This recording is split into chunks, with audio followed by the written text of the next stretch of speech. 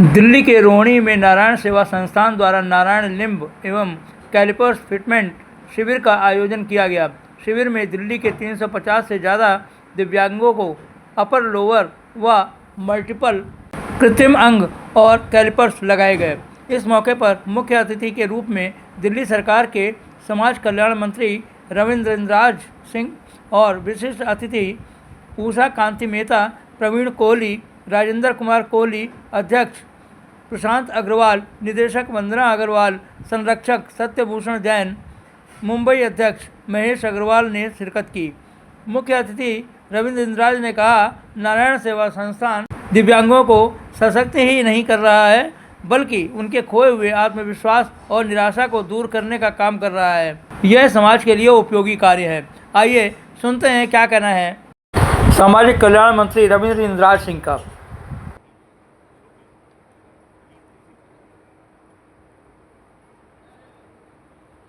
पेड़ पौधों को रखरखाव करने से, ख्याल करने से माननीय मंत्री प्रकार से अपने लिए चाहिए तो विकृति अपनों के लिए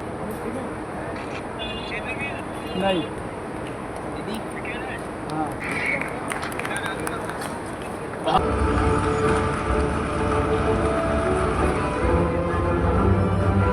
कई लोगों को जोड़ती है, बड़ी सरल स्वभाव की है। करेंगे घर परिवार के सदस्य आदरणीय श्री अनुराग जी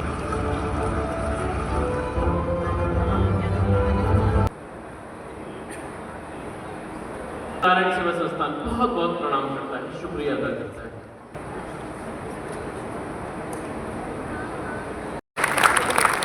भगवान की अति कृपा इस परिवार पर, इस संस्थान पर, इससे जुड़े हुए सभी लोगों पर विशेष बनी रहे, ये मैं भगवान से खुद भी अरदास करता हूँ कि इस परिवार को इतनी समृद्धि, इतनी आत्मीयता, सरलता हमेशा भगवान प्रदान करता रहे। ये मेरी सुख तो छोटा मोटा वार्ड नहीं, पूरे जीवन में बहुत सारे लोग बहुत सारे एसेट्स इकट्ठा करते हैं, पर मानवता, धर्म, समाज और संस्कृति के लिए कुछ ही लोग समर्पित होते हैं। मुझे ये नहीं मालूम किस कारण से इनको पद्मश्री मिला, पर इनकी सादगी और सरलता और जो आज भी जो जुनून दिखाई दे रहा है, तो मुझे लगता है बहुत विशेष कार्यों के कारण से पद्मश्री मिला होगा। तो मैं उनको भी बधाई देना चाहता हूँ, धन्यवाद देना चाहता हूँ और इस मंच पर ही प्रणाम भी करना चाहता हूँ। और मैं धन्यवाद देना चाहता हूँ हमारे सामने भूषण जैन जी हैं, जिन्होंने मुझे याद किया। दिल्ली गवर्नमेंट के अंदर मेरे पास सोशल वेलफेयर का डिपार्टमेंट है, जिसमें दिव्यांगों का के लिए भी एक प्रॉपर मंत्रालय है। मुझे मालूम नहीं था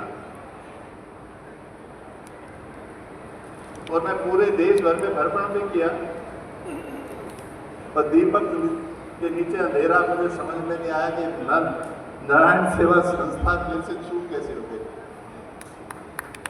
इतनी बड़ी संस्था, हम बहुत सारा कार्य करते हैं अपने जीवन में, और मैं धन्यवाद देना चाहूंगा उन परिवारों को जिनको भगवान का विशेष आशीर्वाद मिला, जो इस संस्थान को चलाने में धन रूपी या श्रम रूपी अपना योगदान करते हैं। उनके लिए भी चाहूंगा जोरदार तालियां बजनी चाहिए। बहुत सारे दिव्यांगों की मैंने अभी छोटी सी फिल्म के माध्यम से तो आंखें नम हो गई बैठे, पर फिर मैंने कहा इस धरा पर भगवान ने कुछ ना कुछ निर्णय या कुछ ना कुछ सोचकर,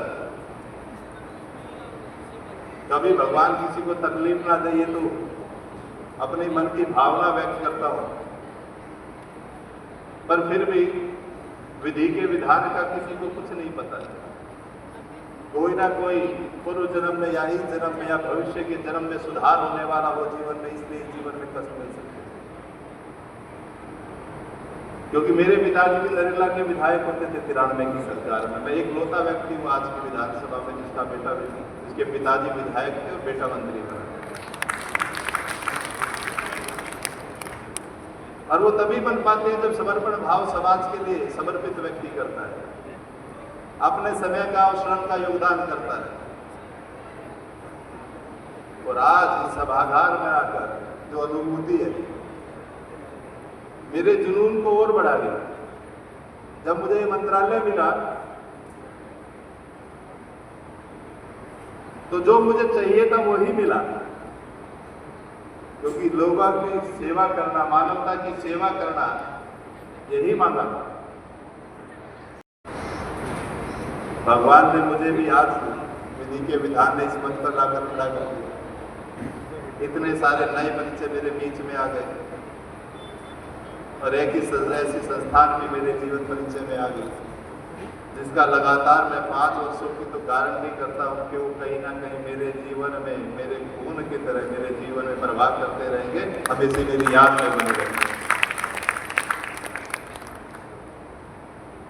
आप सबकी उपस्थिति, वंदना जी भी आज ये चूक नहीं होनी चाहिए, जोरदार ताली से बजाकर वंदना जी का स्वागत किया। आज ये वंदना, नाम भी वंदना है और बिना वंदना के तो भगवान की भी है पूजा की पूर्ति नहीं होती। वो डेडिकेशन, वो समर्पण। जब रामायण के अंदर राम सेतु का निर्माण हो रहा था तो राम जी ने गिलहरी से पूछ लिया, तो तेरी रेत से इसको फर्क तो नहीं पड़ रहा, तो जाती है, झाड़ती है, बार बार प्रयास करती है, लगी हुई है, वो रेत तो झाड़ती है, पानी उसको बहा ले जाता है, वो रेत का कण भी उस पुल पे नहीं ठहर पाता है, फिर भी तू देख पा रही है, समझ पा रही है, फिर भी लगी हुई है, क्या कारण?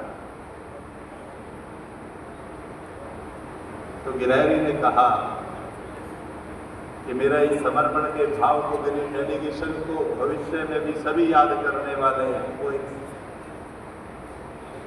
उसके अंदर इतनी कॉन्फिडेंस लेवल था। और आज जब भी हम रामायण का पाठ करते हैं तो गिलहरी की भूमिका को भूल नहीं पार कर पाते हैं, इसको याद करते हैं। तो ऐसे ही भविष्य के अंदर जब भी दिव्यांग की बात आएगी तो नारायण सेवा संस्था और कैलाश जी का जो योगदान है,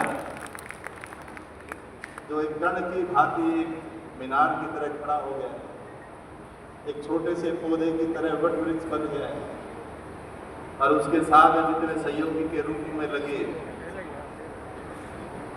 कहीं ना कहीं हमारा पूर्व जन्म का कोई ना कोई ऐसा अच्छा कार्य रहा होगा जिसके कारण से हम भी इस मंच पर आ गए और आप सब भी उनके साथ जुड़ गए। तो सभी को बधाई दूंगा, धन्यवाद करूंगा, क्योंकि धन्यवाद शब्द तो एक छोटा होता है। धन्यवाद करने से तो कहीं ना कहीं चीजों की पूर्ति हो जाती है। तो धन्यवाद शब्द पर कहीं ना कहीं इंसान मंच पर होता है तो अपनी शब्दावली से कुछ ना कुछ कहता तो है ही। तो धन्यवाद ले भी लीजिएगा, पर वो मैं आपको समाप्त करने या खत्म करने के लिए नहीं कह रहा हूँ। मैं कह रहा हूँ इसलिए कि भगवान आपको ये ऊर्जा, ये समर्पण, ये आत्मीयता आपके अंदर ऐसी बनी रहे और आप दीर्घ काल तक इस सेवा में जुटे रहे।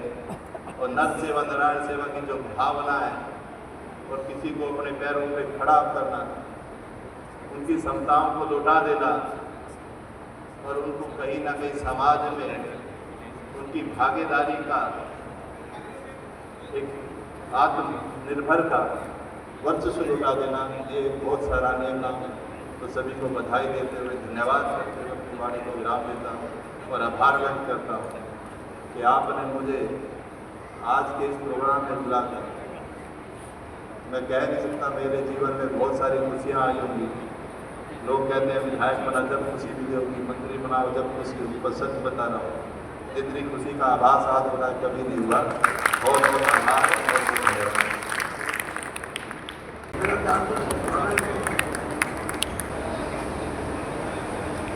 बहुत बहुत तालियां, बहुत बहुत अभिनंदन, बहुत बहुत अभिवादन। श्री अरुण नारायण जी सेवा वस्त्र संस्थान का यह श्रीमती 695th श्रीमती इंद्रजीत जी कौर कृपया मंच पर नारायण बुलाएं। लिम्ब श्रीमती फिटमेंट शिविर इंद्रजीत है, जी कौर कैलिपर्स फिटमेंट शिविर है। श्रीमती एक्चुअल इंद्रजीत में जी कुओं कौर प्यासे के पास जाए योजना है, जिसके तहत हमें पेशेंट को अपने पास नहीं बुलाना, इंद्रजीत जी कौर पूरी टीम दल बल के साथ उसके घर जाकर उसका काम करे, ये भावना है। वसुदेव कुटुंबकम, संसार का हर व्यक्ति हमारा भाई है, बहन है, हमारा परिवार का अभिन्न सदस्य है। उसी नाते हम उन तक जाते हैं और उनके अंगविहीन हुए पैरों पर, हाथों में कृत्रिम अंग लगाकर उनके जीवन को आसान करने का एक छोटा सा प्रयास कर रहे हैं। संस्थान दिव्यांग बच्चों के सर्वांगीण विकास के लिए काम कर रहा है।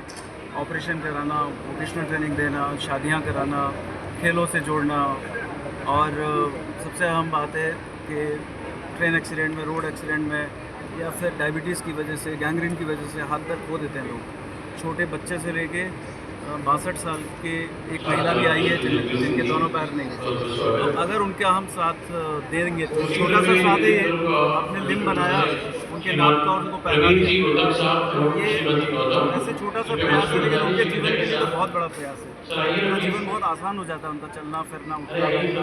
आश्रित जो रहते हैं वो अब आश्रित नहीं रह पाते, खुद अपना काम कर लेते हैं, किसी और को देखने की जरूरत नहीं होती। और ये सेवा का ये कार्य है, बड़े निष्काम और निस्वार्थ भाव से हो रहा है। और लोकतंत्र के आप चौथे स्तंभ में आप इन सेवा को अपने माध्यम से लोगों तक पहुंचाते हैं। हृदय से धन्यवाद आपको। और ये मैं आपको कहना चाहूँगा, 40 वर्षों में 2.5 लाख बच्चे के ऑपरेशन, 4.5 लाख बच्चों के ऑपरेशन हुए, क्षमा चाहिए। लिम्स हम पहना रही है, मल्टीनेशनल कंपनीज इसका 1 लाख 2 लाख रुपये चार्ज करती है। पहले पैसे वालों को ये लिम्ब मिलते थे, लेकिन अब निर्धन हमारे साथियों को भी ये लिम्ब प्रदान हो रहे हैं। इनका एक मैकेनिकल नहीं है और ये मॉड्यूलर हैं। पहनने के बाद चलने में बहुत आसान हो जाता है, जीवन बड़ा आसान हो जाता है। इसमें एक मैकेनिकल नहीं है कि आप पैर को मोड़ भी सकते हैं, और हाथ इस प्रकार के दिए हुए हैं कि आप हाथों में कुछ भी पकड़ सकते हैं, पेन, चम्मच, भोजन कर सकते हैं उन हाथों से। ये सब सेवा के काम हो रहे हैं। सर, देश में विदेश में भी आपने कैंप लगाए हैं, तो क्या क्या देश और विदेश में किस तरीके से पहुंच गई है? कहा, वसुदेव कुटुंबकम, संसार का हर व्यक्ति हमारा भाई है, बहन है। अगर उसको तकलीफ है तो हमारी दायित्व, ड्यूटी, फर्ज बनता है कि हम उसको जाके मदद करें। अभी भारत के बाहर भी कई देशों में हमने शिविर लगाकर वहाँ के लोगों को जो राहत दे सकते हैं वो दी। सर की बताएं कि विकलांग तो हो जाते हैं लोग, एक्सीडेंट होते हैं, बहुत ज़्यादा एक्सीडेंट हो रहे हैं, ये रिकॉर्ड में भी है, लेकिन ऐसा लगता है कि कहीं ऐसे एक मुहिम भी चलाई जाए आपकी तरफ से कि एक्सीडेंट ना हो, अवेयरनेस प्रोग्राम भी चलाया जाए समय समय पर। जितने साधन बढ़ रहे हैं, जितने पाश्चात्य संस्कृति की तरफ जा रहे हैं, उतना समस्याएं बढ़ती जा रही हैं। अगर हम सारी चीज़ों को, बेसिक चीज़ों को ठीक नहीं करेंगे तो जनसंख्या जो इतनी बड़ी है हमारे भारत देश में, उस वजह से काफ़ी सारी समस्याएं क्रिएट होती हैं। तो हमारा जो ट्रैफिक सिस्टम है वो इस प्रकार का है।